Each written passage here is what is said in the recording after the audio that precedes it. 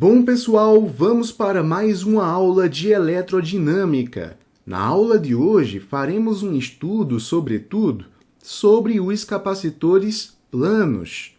Lembre-se que cada capacitor ou condensador elétrico possui uma capacitância eletrostática própria. Grandeza essa associada à capacidade desses aparelhos elétricos em armazenar cargas elétricas. Aprenderemos, a partir de agora, a determinar a capacitância, especialmente de um capacitor plano, a partir do conhecimento de suas dimensões geométricas e também de características do dielétrico presente entre suas armaduras. Sim, lembre-se, capacitores planos são constituídos por duas placas condutoras planas, obviamente, e paralelas entre si, que são chamadas de armaduras, e separadas por um meio ou material isolante, que chamamos simplesmente de dielétrico.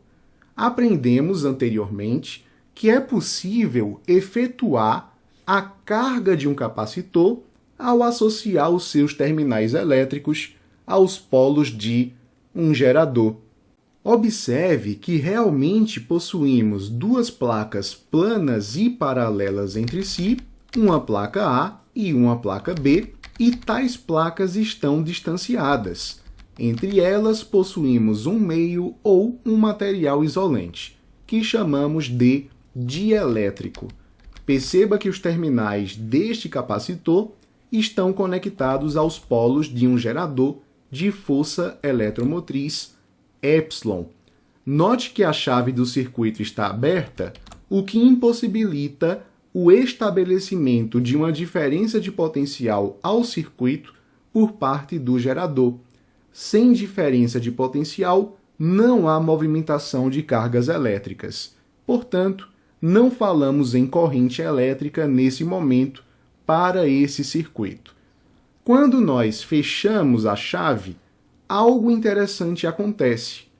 É que a placa A e a placa B estão inicialmente neutras. Isso quer dizer que, em cada uma delas, o número de cargas positivas é igual ao número de cargas negativas. Porém, ao fecharmos a chave, o polo positivo atrairá as cargas negativas da placa A. Isto fará com que a placa A perca cargas negativas e, portanto, fique com mais cargas positivas do que negativas. Por outro lado, o polo negativo do gerador fará, por repulsão, com que as cargas negativas sejam direcionadas até a placa B, que ficará com mais cargas negativas do que positivas. Então, num primeiro momento, temos essa situação. Note que a placa A ficará com um potencial elétrico positivo e a placa B ficará com um potencial elétrico negativo. Temos, portanto, entre as placas, uma diferença de potencial. Porém, em dado momento, a placa A ficará com um potencial positivo semelhante ao potencial do polo positivo do gerador, enquanto que a placa B ficará com um potencial negativo semelhante ao potencial do polo negativo do gerador.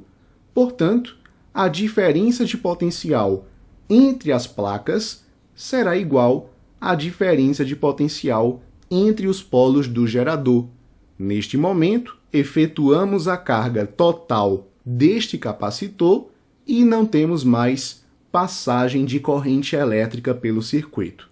Atingimos a situação de equilíbrio eletrostático, em que a diferença de potencial entre as placas do capacitor é semelhante à diferença de potencial entre os polos do gerador. Para que possamos dar prosseguimento ao nosso raciocínio, é necessário entender que as armaduras do capacitor possuem uma certa área A. E, além disso, essas armaduras estão separadas por uma distância D. Algo que podemos perceber facilmente através do esquema anterior. Podemos considerar as áreas superficiais destas placas planas, chamadas de armaduras, e apontamos facilmente que essas placas estão separadas por uma distância D. Algo que podemos representar da seguinte maneira: temos o nosso gerador, temos as placas com seus terminais associados aos polos do gerador e temos uma situação em que o capacitor está plenamente carregado. Afinal, não temos passagem de corrente elétrica através desse circuito elétrico. Veja que temos aqui um potencial A e um potencial B. Portanto, temos aqui uma diferença de potencial que comumente representamos por U. Note que, para essa situação, este U, essa diferença de potencial elétrico, é igual à diferença de potencial entre os polos do gerador, que chamamos de epsilon, chamamos de força eletromotriz. Note que cada placa possui uma certa área e veja também que essas placas estão separadas por uma distância D. Veja, a placa superior possui uma carga positiva mais Q e a placa inferior possui uma carga negativa menos Q. Algo que aprendemos na aula anterior é que o módulo da carga elétrica da placa superior é igual ao módulo da carga elétrica da placa inferior. Módulo esse que podemos representar pela letra Q. Portanto, quando falamos em carga do capacitor, consideramos o módulo da carga elétrica de uma das placas.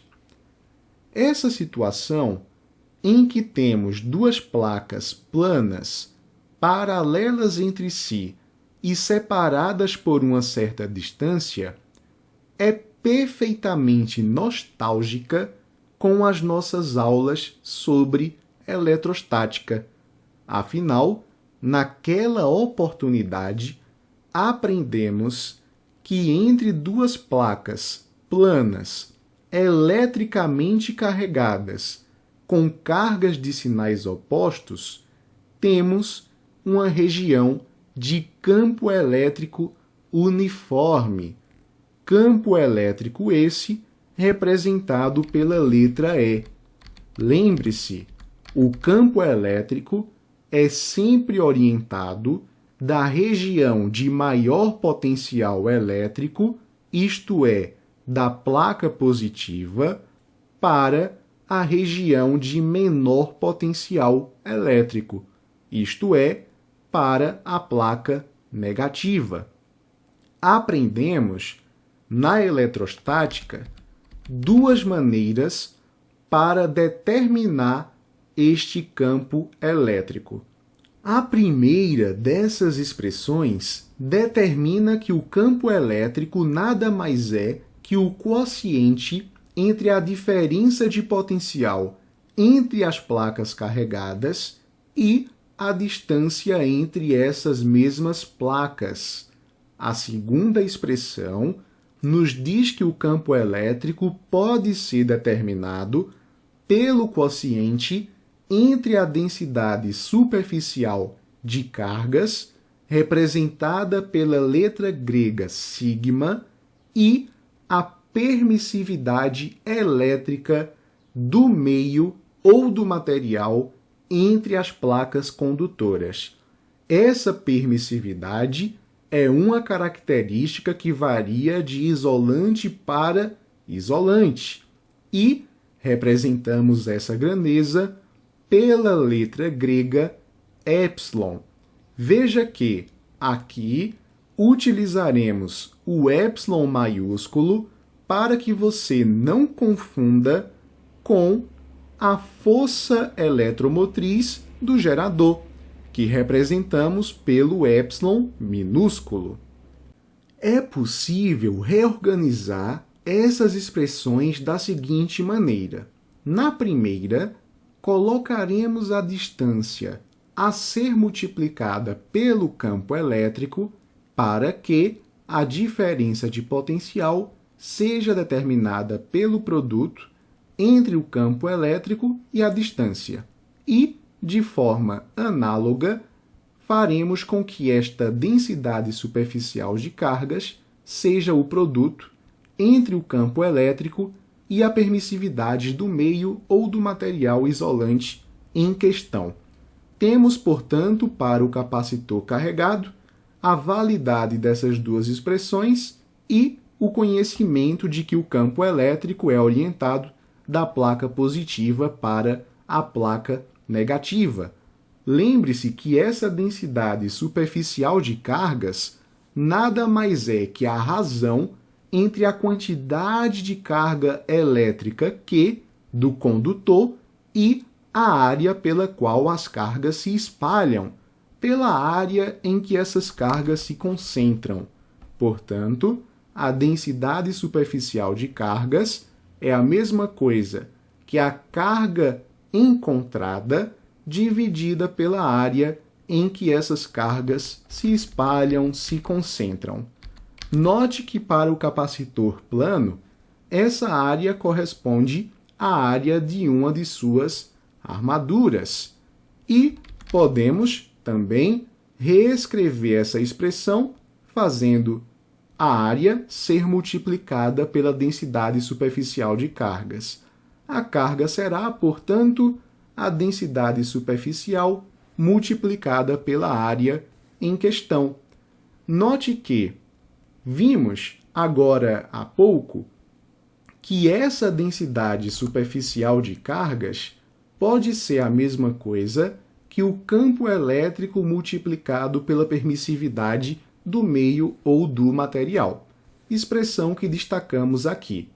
O que faremos agora é incluir este sigma nessa segunda expressão para a primeira expressão. Portanto, a carga elétrica será a mesma coisa que o sigma, que é o produto do campo elétrico pela permissividade elétrica do meio ou do material, e multiplicamos isso pela área do condutor. Essa expressão fica em destaque aqui. Lembre-se também que na aula anterior, a capacitância era dada pelo quociente entre a carga e a diferença de potencial do capacitor. O interessante é que essa diferença de potencial é determinada para o capacitor plano como o produto entre o campo elétrico e a distância entre as placas. Veja que interessante. A capacitância é igual à carga elétrica, que é determinada pelo produto entre o campo elétrico, a permissividade e a área do condutor. Veja que aqui embaixo nós temos a diferença de potencial, que é dada pelo produto entre o campo elétrico e a distância entre as placas. Podemos eliminar o campo elétrico da equação e encontraremos que a capacitância eletrostática de um capacitor plano é a permissividade elétrica do meio ou do material isolante entre as placas do capacitor, multiplicada pela área de uma das armaduras, e dividimos esse produto pela distância entre as placas, pela distância entre as armaduras. Note que esta grandeza é chamada de permissividade elétrica do meio ou do material isolante. Porém, aqui chamamos esse meio ou esse material simplesmente de dielétrico. Portanto, esta permissividade elétrica pode ser chamada, a partir de agora, simplesmente de constante dielétrica do capacitor. Temos, portanto, a nossa expressão final para a capacitância eletrostática do capacitor plano. Essa capacitância é a mesma coisa que a constante dielétrica multiplicada pela área e dividimos isso pela distância entre as placas. Note que essa capacitância é dada em farad. A constante dielétrica é dada em farad por metro, sendo que no vácuo trabalhamos com um valor específico de 8,8 vezes 10 a menos 12 farad por metro. A área, logicamente, é dada em metros quadrados e a distância é dada em metros. Perceba que, para um meio qualquer, a constante dielétrica é uma grandeza que podemos considerar como constante. E isso nos leva a pensar que, quanto maior a área do capacitor plano, maior será a sua capacitância. Geometricamente, isso faz bastante sentido. Quanto mais área, mais espaço para o acúmulo de cargas elétricas. Veja, por outro lado, que uma pequena área de armadura resultará numa pequena capacitância. Menos espaço geométrico, realmente não teremos onde conter as cargas elétricas com muito sucesso. Por outro lado, note que uma maior distância entre as placas resultará numa menor capacitância. São grandezas, portanto, inversamente proporcionais. Note que uma maior distância resulta numa menor capacitância. Por outro lado, uma pequena distância entre as placas fará com que a capacitância do capacitor plano aumente. Portanto, quanto menor a distância, maior a capacitância. Vamos estudar essas relações através de uma útil simulação. Observe que nessa simulação possuímos uma pilha cuja força eletromotriz é variável livremente entre esses valores pré-determinados. Selecionaremos para essa simulação uma força eletromotriz de 1,5 volts. Veja que ao lado temos um capacitor plano, cujas placas possuem áreas de 200 mm² e, inicialmente, essas placas, essas armaduras, estão separadas por uma distância de 6 milímetros. Podemos medir também a diferença de potencial entre os terminais das placas do capacitor. Inicialmente, como não há nenhum processo de carga, nós medimos uma tensão elétrica de 0 volt. Veja que, ao associarmos os terminais elétricos do capacitor aos polos do gerador, teremos iniciado o processo de carga do capacitor. A placa superior desse capacitor perderá cargas negativas para o polo positivo do gerador. Por outro lado, o polo negativo do gerador enviará mais cargas negativas por repulsão para a placa inferior.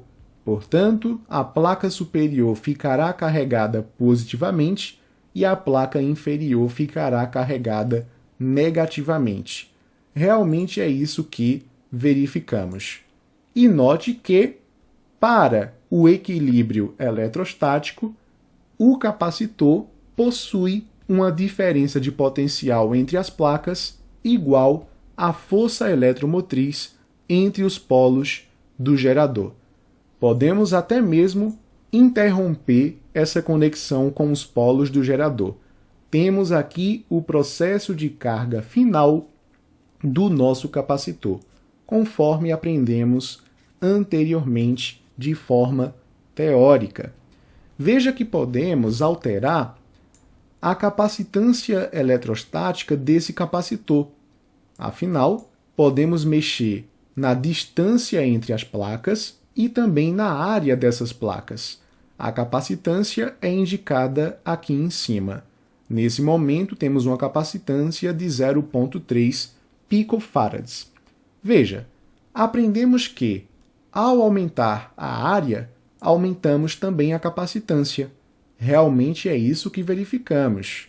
Por outro lado, se reduzirmos a área, reduziremos também a capacitância deste capacitor, algo que verificamos aqui também.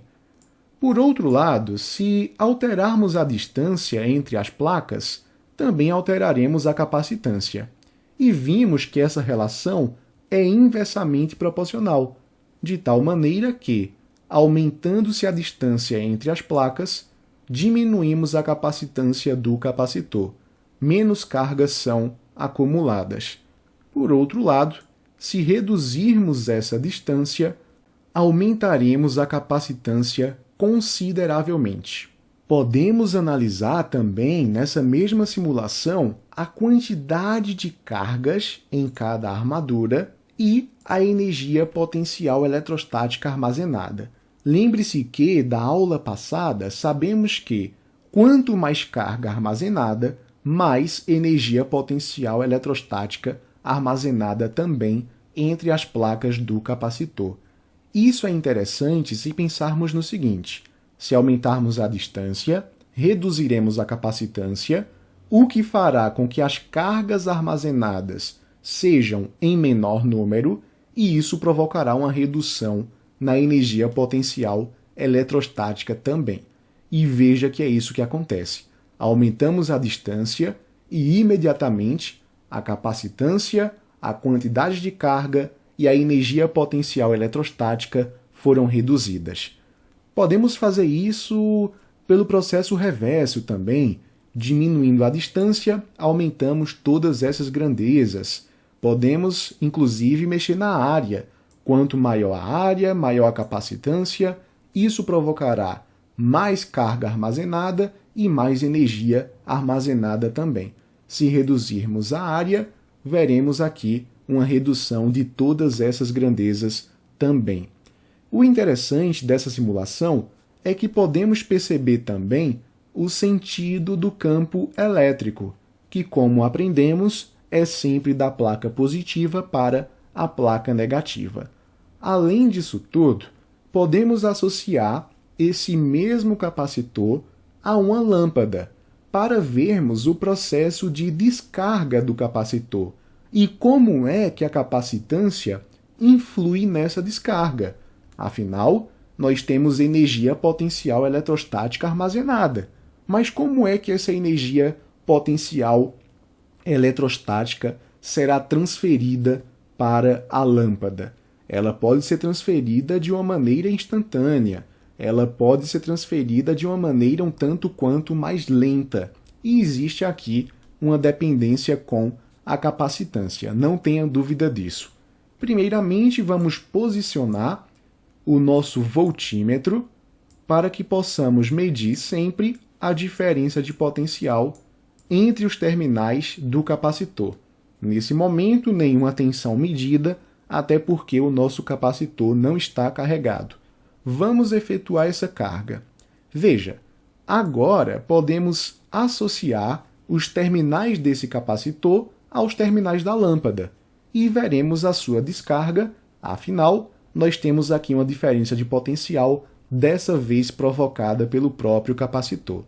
Teremos então aqui a corrente elétrica passando pela lâmpada e note que, conforme as placas vão se descarregando, os seus potenciais vão reduzindo, o que faz com que a diferença de potencial também reduza. Por isso que voltamos aqui para zero. Mais uma vez, carregamos o capacitor e efetuamos a sua descarga. Veja que a tensão elétrica vai caindo gradualmente. Façamos o seguinte. Vamos repetir esse procedimento, porém, dessa vez, aumentaremos a capacitância do nosso capacitor. Aumentaremos a área e reduziremos a distância entre as placas, entre as armaduras.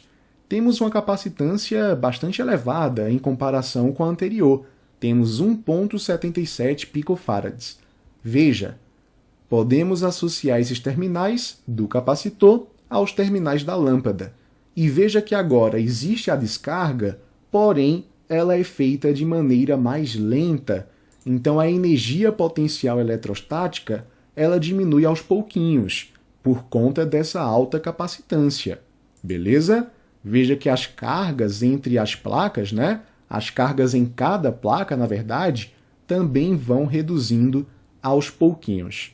Então, podemos calibrar os capacitores a depender da necessidade de cada circuito, de cada elemento elétrico que queremos fazer funcionar. Voltemos agora ao quadro. Vamos trabalhar agora dois itens de uma mesma questão para que possamos praticar um pouco o que aprendemos sobre os capacitores. O enunciado geral diz o seguinte: a carga do capacitor é a carga Q da sua armadura positiva.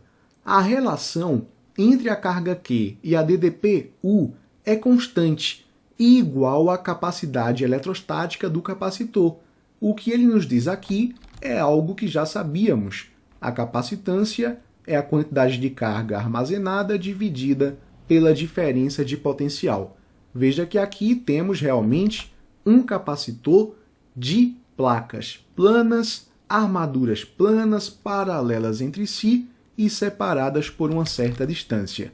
Temos aqui a conexão de seus terminais com um gerador. E veja que está tudo certinho. A armadura positiva está conectada ao polo positivo e a armadura negativa está conectada ao polo negativo do gerador. Vamos agora olhar para o primeiro item, sabendo que a constante dielétrica é a mesma coisa que 8,85 vezes 10 a menos 12 farads por metro. Esse é um dado da questão. Na primeira parte, queremos saber o seguinte: quando uma DDP de 100 volts é aplicada nas armaduras de um capacitor de capacidade C igual a 8,85 vezes 10 a menos 12 farads, a carga do capacitor em coulombs vale. Muito simples.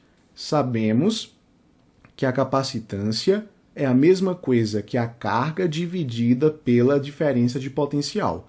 De acordo com esse enunciado, a capacitância é de 8,85 vezes 10 a menos 12 farads. Queremos descobrir a quantidade de carga e sabemos que a DDP é de 100 volts.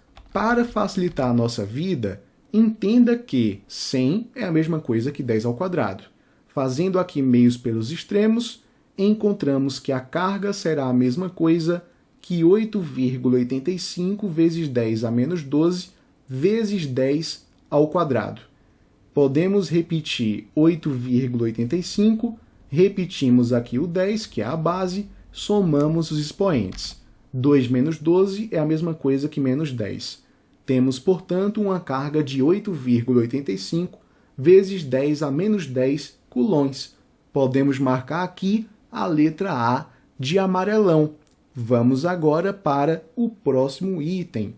Se a área de cada armadura desse mesmo capacitor de capacidade 8,85 vezes 10 a menos 12 farads é de 200 centímetros quadrados e o dielétrico entre as armaduras é o A, então a distância entre elas em metros vale.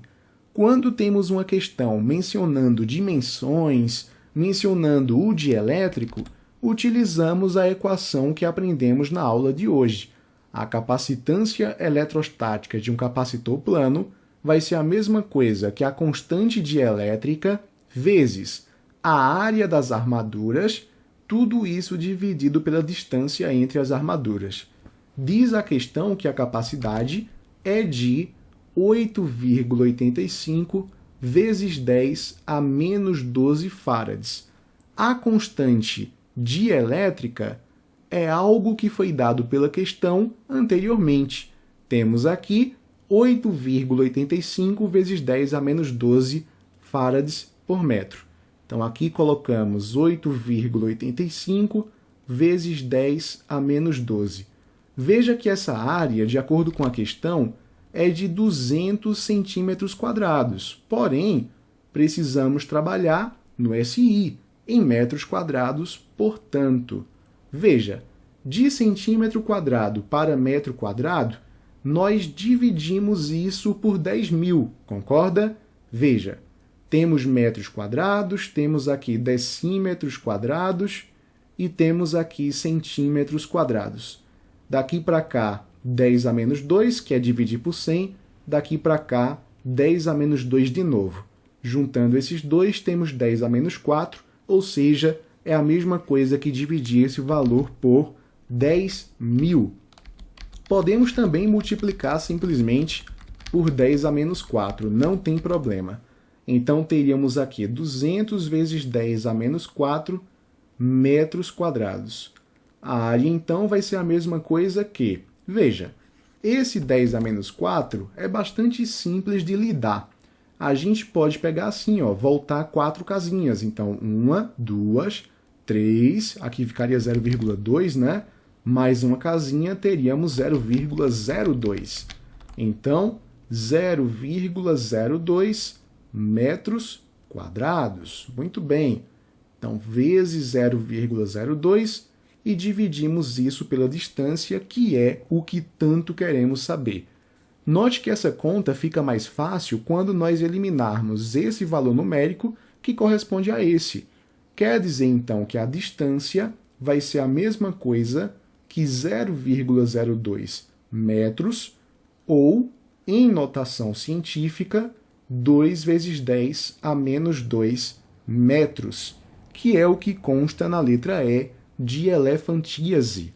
Pessoal, muito obrigado por me acompanhar até aqui. Qualquer dúvida, deixa nos comentários, recomenda essa aula, deixa um gostei, se inscreve no canal e até a próxima aula, que será a última aula de eletrodinâmica.